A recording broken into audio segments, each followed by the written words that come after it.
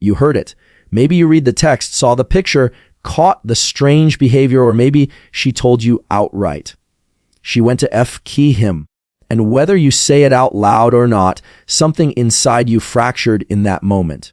There's a version of you that died the second you knew she chose someone else, physically, emotionally, sexually. And that pain, it's not just emotional, it's chemical, biological, neurological. And unless you understand what's happening inside your brain and body right now, that pain will control you. Let's start with the truth that hurts the most. She made a decision. In that moment, she acted on a desire. And that desire may not have even been fully conscious. It might not have been about love or even about you. Sometimes humans act on urges shaped by trauma, shaped by childhood wounds, shaped by evolutionary patterns they're not even aware of. But whether it was impulsive or calculated, she did it. And now you're left alone with the emotional fallout. Here's what most people don't understand. When someone we're deeply bonded with, especially sexually, betrays or abandons us, it doesn't just create emotional pain. It creates a full-blown neurological crisis. Your dopamine system, the same system responsible for pleasure, motivation, and reward, has been hijacked. You've been feeding that system with her texts, her voice, her body, her presence. And now it's gone, ripped away. What happens next mimics addiction withdrawal, obsessive thoughts, sleepless nights, craving, rage, depression. All of it is normal, not weak, but it's not sustainable. Your brain is wired for attachment. Oxytocin, the bonding chemical, doesn't just get released during love, it gets supercharged during sex. When you bonded with her, physically and emotionally, you trained your brain to see her as a primary source of emotional regulation. And when that bond gets broken through betrayal, your brain enters what's called a limbic crash. Your body releases cortisol, a stress hormone that can wreck your sleep, immune system, and mood. Your prefrontal cortex, the logical part of your brain, shuts down. You can't think clearly. You spiral. And this is where many men break. Here's the truth. She may have slept with someone else, but now you're the one carrying all the pain. And if you don't process it the right way, you'll turn that pain inward. You'll start telling yourself stories like, I wasn't enough. If I had more money, more muscle, more status, maybe she would have stayed. What did he have that I didn't? But this isn't about your worth. It's about how your nervous system is reacting to the shock. Your mind is searching for logic, but biology doesn't always work with logic. Attraction, impulse, and trauma often override rational choice. Sometimes women chase validation the same way men chase significance. It's not personal, even when it feels like the most personal thing in the world. Let's talk about him for a second. The other guy. Maybe he was a friend. Maybe he was a stranger. Maybe he was just available at the right time. Or maybe he represented something she was missing inside herself. Women don't always cheat because they want better. Sometimes they cheat because they're empty inside and need something to fill the void, even if only for a moment. And when that void is deep, it doesn't matter how loyal you were, how kind, how consistent. Her pain will drive her choices more than your love ever could. But none of this gives you permission to spiral. This is where your power begins, not in fixing her or punishing her or proving anything, but in choosing to heal your own nervous system.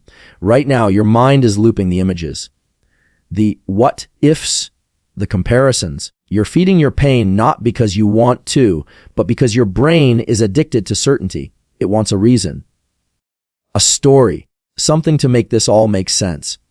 But here's a radical truth. Not everything that happens to you is a reflection of you. You are not the man she betrayed.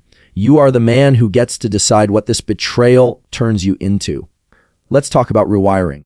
When your brain is flooded with cortisol and depleted of dopamine, you need structure. You need routine. You need physical movement, not just for distraction, but because movement literally recalibrates your nervous system. High-intensity workouts, cold exposure, deep breath work, these aren't spiritual fluff.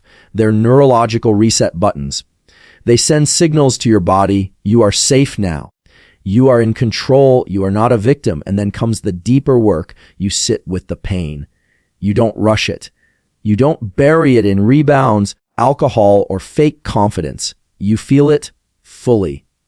Because pain is a messenger.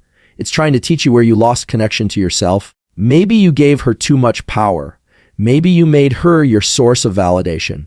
Maybe you forgot that your worth is something you anchor from within, not something she ever had the power to give or take. This speech is not about her. It's about you. It's about reclaiming your nervous system. It's about mastering the emotional hurricane instead of drowning in it.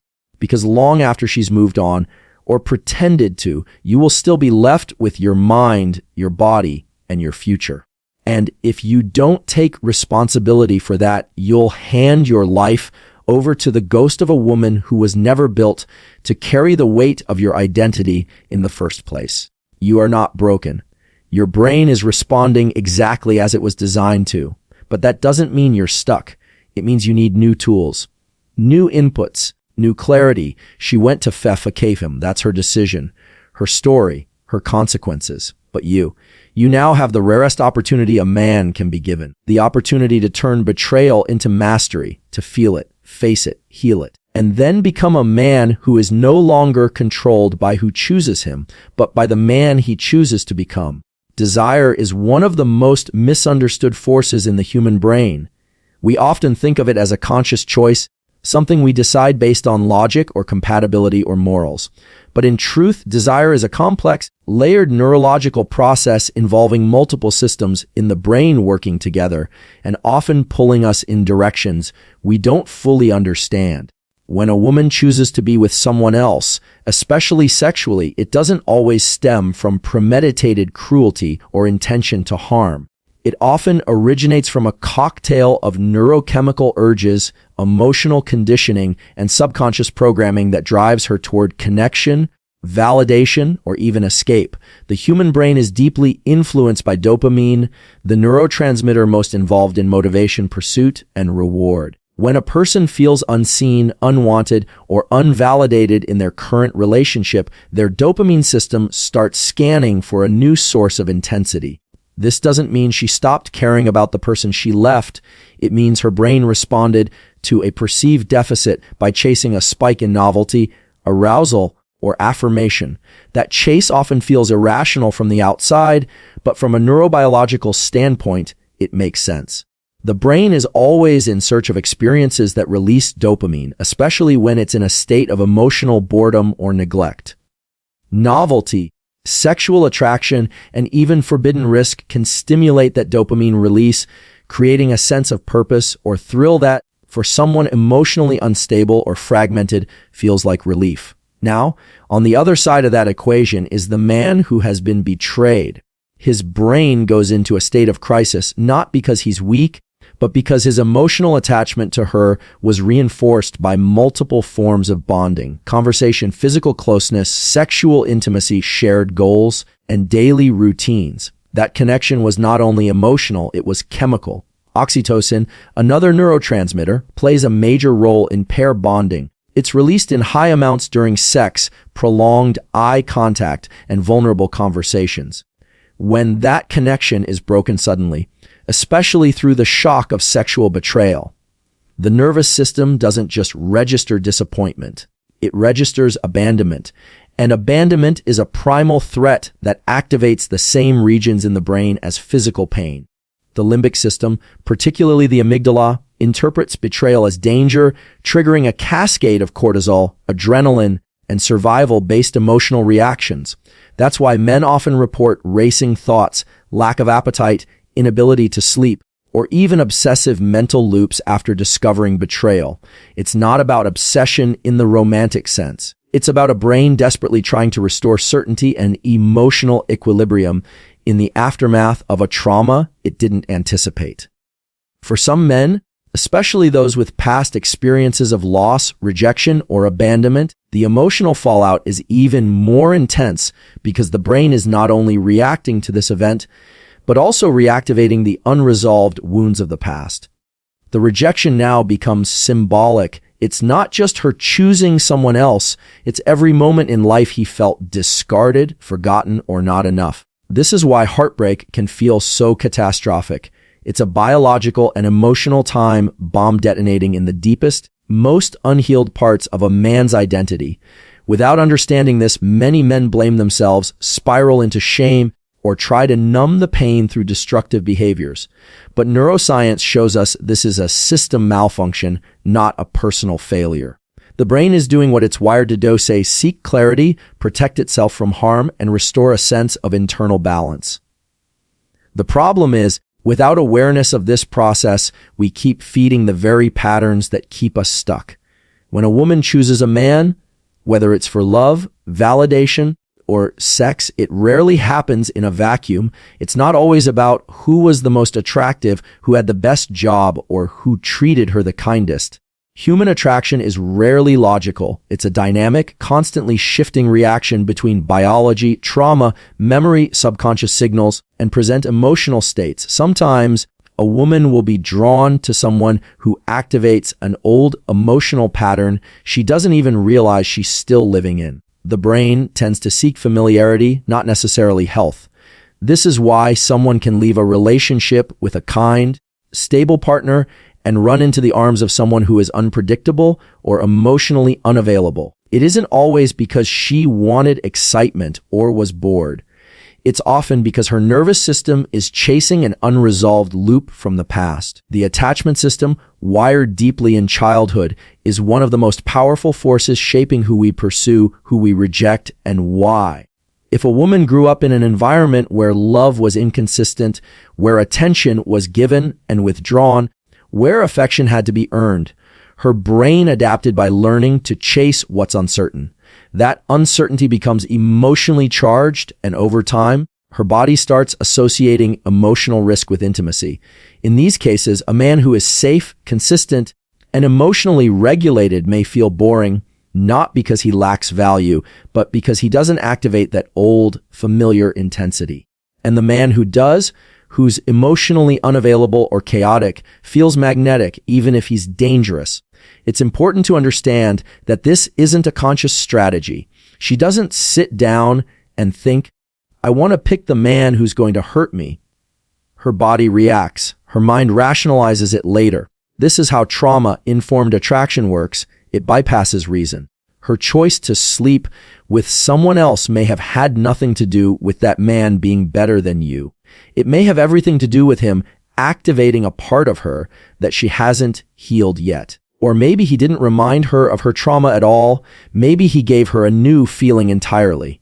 A rush, a sense of being seen, a brief escape from monotony, from stress, from numbness.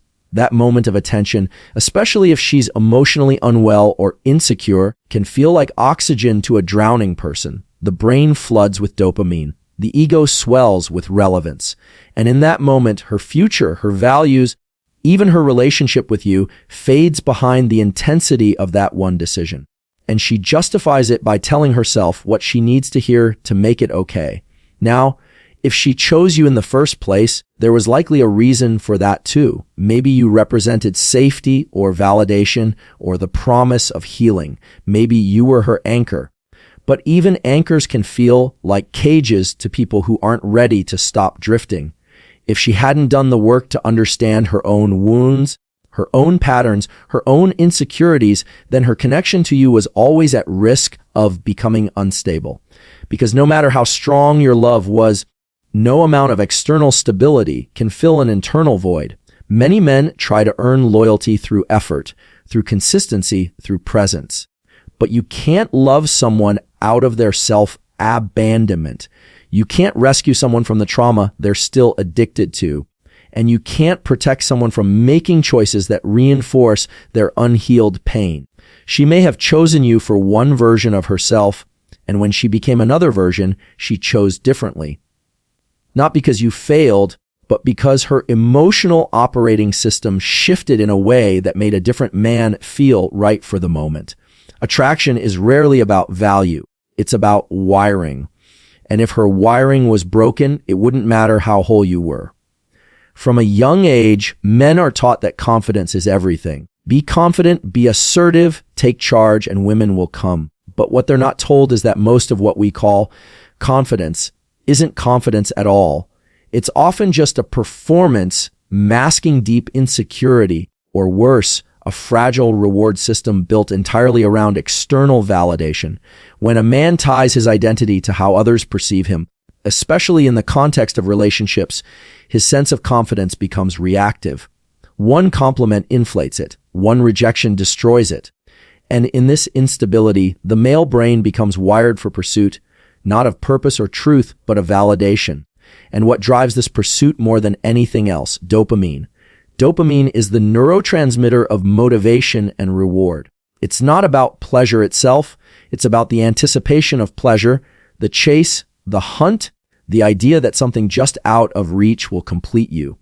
In men, the dopamine system is incredibly sensitive to novelty, approval, competition, and sexual opportunity. So when a woman gives attention, flirts, texts back quickly, or validates a man emotionally or sexually, that dopamine system lights up like a fire. Suddenly he's focused, alive, energized, convinced this connection means everything. And in that heightened state, his confidence feels unshakable. He's charming, attentive, bold. Not because he's secure, but because the external stimuli are giving his nervous system a hit of dopamine strong enough to override his self-doubt. The problem is, dopamine doesn't last. And when it drops, the crash can be brutal, especially if the man was never grounded in internal stability to begin with. If she pulls away, doesn't respond, seems distant, or worse, gives herself to someone else, his entire sense of confidence can collapse. Not because he's weak, but because his reward system has just been denied the substance it was chasing. This is when men often spiral, confusing that withdrawal with rejection, assuming it means he wasn't enough, and questioning everything about himself. What he doesn't realize is that his crash is neurochemical. His emotional pain is being compounded by the fact that his brain had become addicted to the idea of her as a source of worth, and now that source is gone. It's not love that wrecks most men, it's the removal of validation they unknowingly depended on to feel alive. Now, in a culture that glorifies alpha energy and dominance, many men end up building false confidence through outcomes. They feel powerful when she chooses them, when she submits, when she praises, when she stays. But this creates a dangerous illusion that confidence comes from control. And when control slips, when she leaves, cheats, or stops admiring him, his foundation crumbles. This is why some of the most outwardly confident men are the most fragile underneath. They haven't built an internal system for worth. They've just trained themselves to hunt for it externally, and when the hunt fails, they feel worthless. What's even more complex is how this system creates cycles.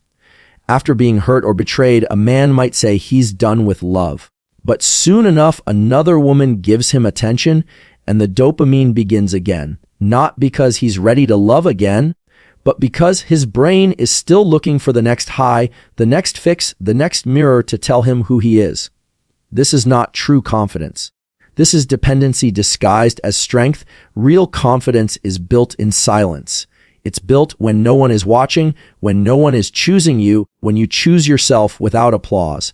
It's built in the rewiring of the dopamine system, not to chase people, but to pursue purpose, not to need validation, but to create it from within. Until a man understands this distinction, he will confuse dopamine-driven highs with identity and crash every time the source of that high walks away.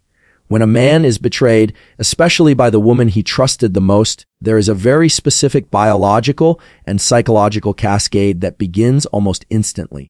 It doesn't just feel like emotional pain, it feels like total internal collapse.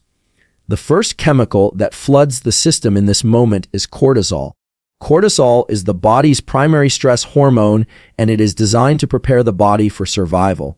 It elevates blood pressure, increases alertness, and primes the muscles for action. In ancient times, this response was useful in a life or death threat. But today, when the threat is emotional, such as betrayal, infidelity, or abandonment, cortisol creates a state of emergency inside the body without an obvious exit. There's no predator to fight, no battlefield to run from.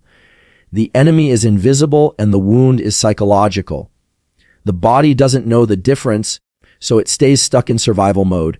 As cortisol surges, a man often experiences sleeplessness, anxiety, brain fog, lack of appetite, and a total loss of motivation. He can't focus on work. He loses interest in hobbies.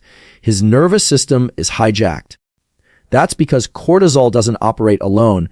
It interferes with dopamine production and reduces serotonin levels, both of which are critical for feeling happiness, balance, and energy. So now, not only is he in stress mode, but he's also chemically unable to feel joy. He starts to spiral. But underneath the stress lies something even more dangerous: shame. Shame is one of the most corrosive emotions a man can feel because it doesn't say, "Something bad happened to me." It says, "Something bad happened because of me." It attacks the core of identity. And betrayal, especially sexual betrayal, often triggers this emotion more powerfully than anything else. Even if he was loyal, loving, consistent, even if he did nothing wrong, he will still find himself asking, was I not man enough? Was I not desirable enough? Was I not enough? Period. These questions are not rational, but they are real, and they shape the masculine psyche in silence.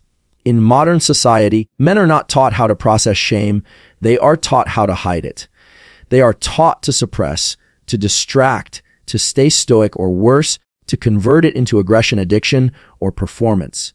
This is why so many men respond to betrayal with rage, rebound sex, alcohol, isolation, or obsessive self-improvement. These aren't solutions. They are pain management strategies. They are ways of avoiding the truth that underneath the rage is heartbreak, and underneath the heartbreak is shame. That shame, left unresolved, can become the silent architect of a man's identity. He might become hyper-vigilant in future relationships. He might become cold, emotionally unavailable, unable to trust.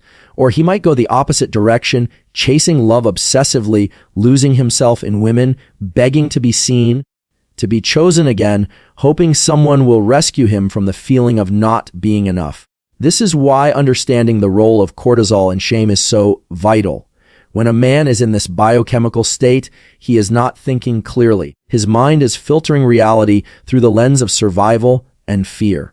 Every memory is distorted, every possibility feels darker than it is, and every part of his past relationship is analyzed under the pressure of, where did I fail? This is not clarity. It's trauma chemistry.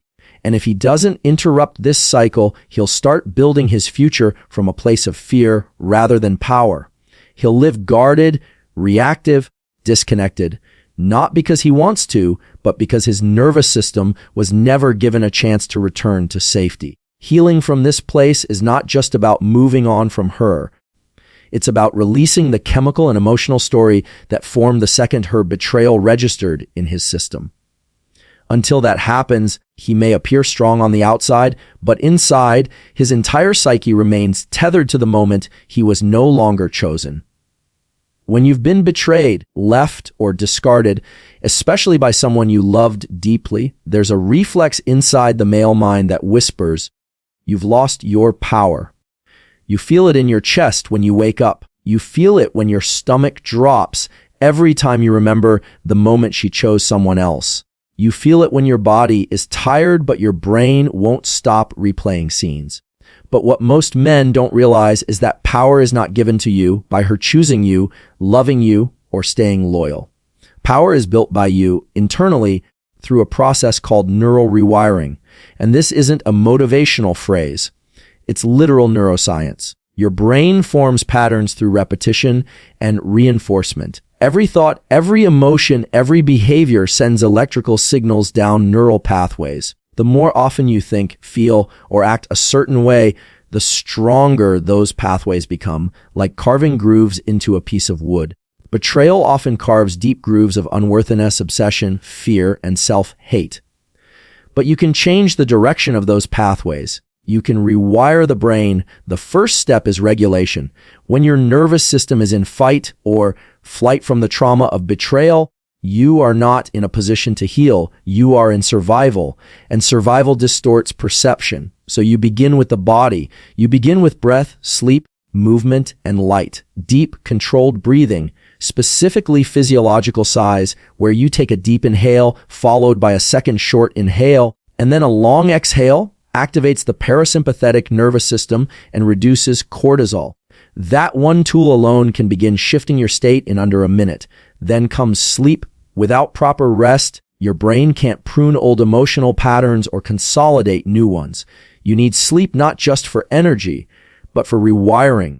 Movement also plays a critical role. High-intensity exercise not only burns stress hormones like adrenaline, but it also elevates dopamine naturally, helping you re-associate pleasure with progress rather than her attention. Even 15-20 minutes a day begins to reclaim your biology from despair.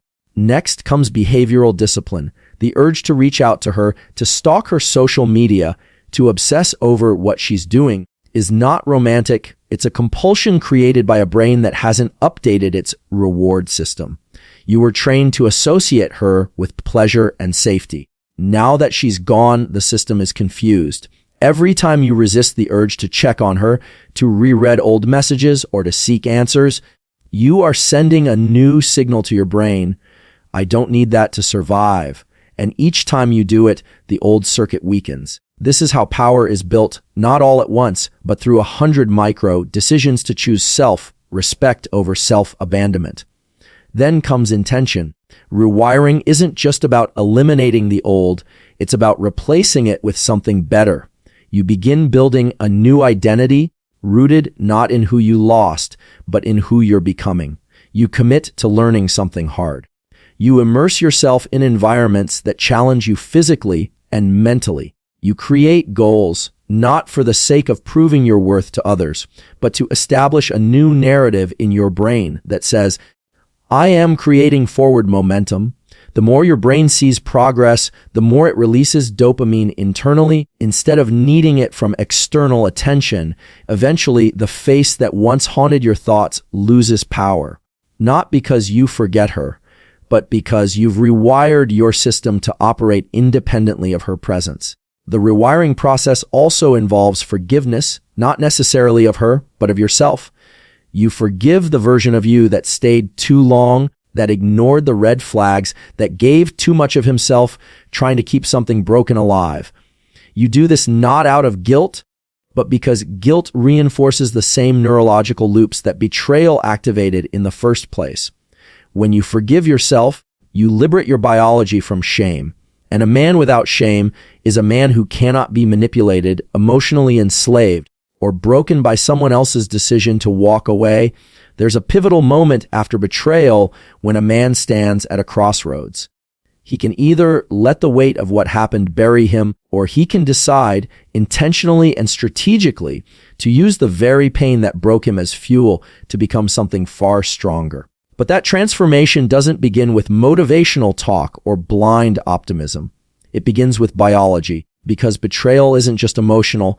It imprints itself onto your nervous system, your hormones, your mental patterns.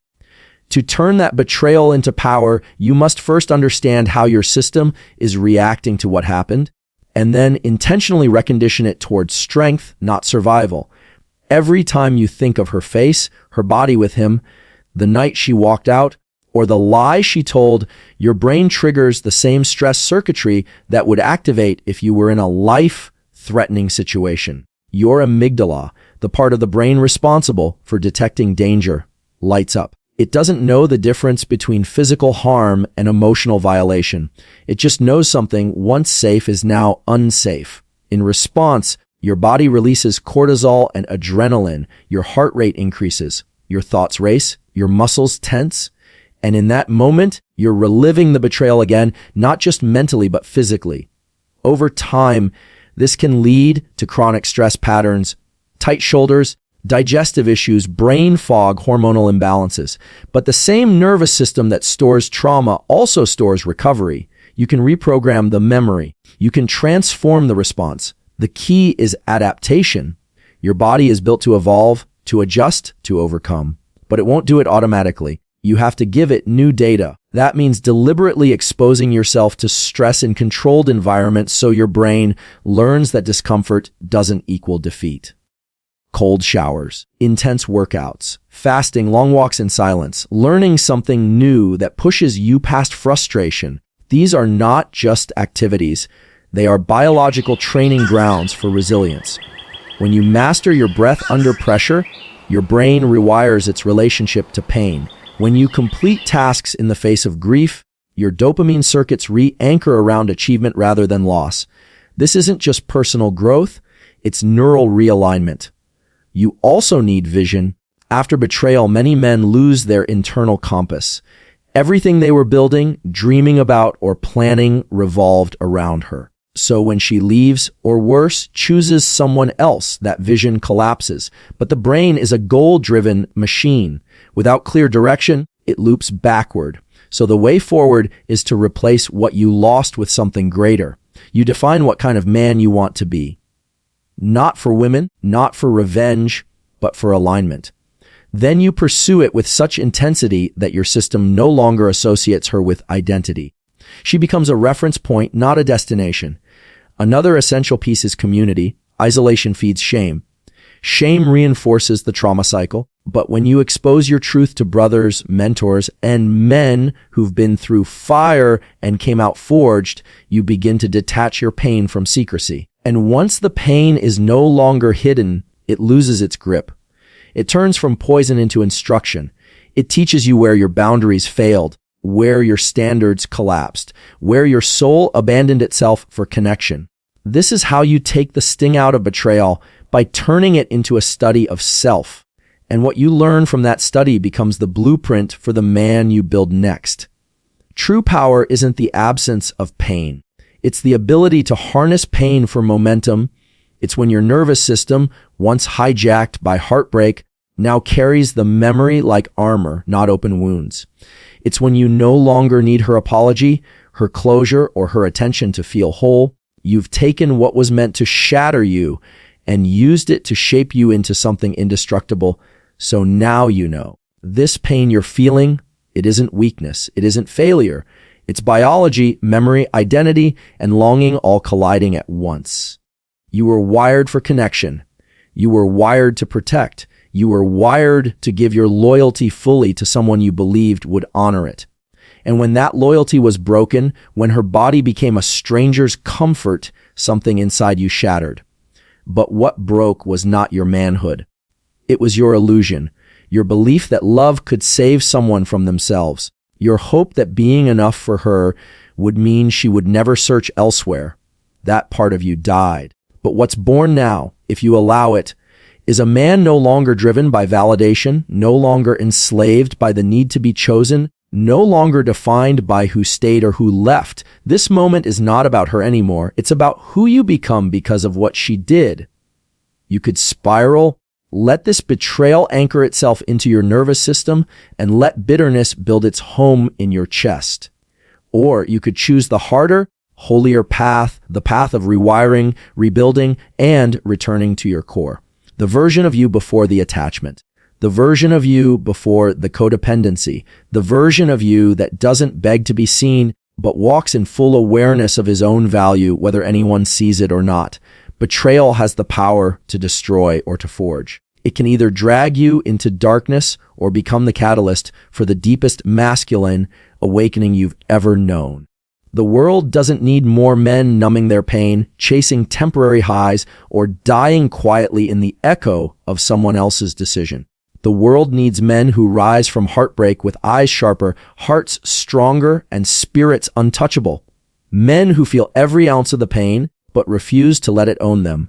Men who take every chemical storm, every obsessive loop, every sleepless night, and turn it into fuel. She went to FSK him. That was her choice. But who you become after this moment, that's yours. So breathe deeply. Stand fully. Grieve what you lost. Then rise, because your power was never in her hands. It's been waiting inside you this entire time, and now it's your time to take it back.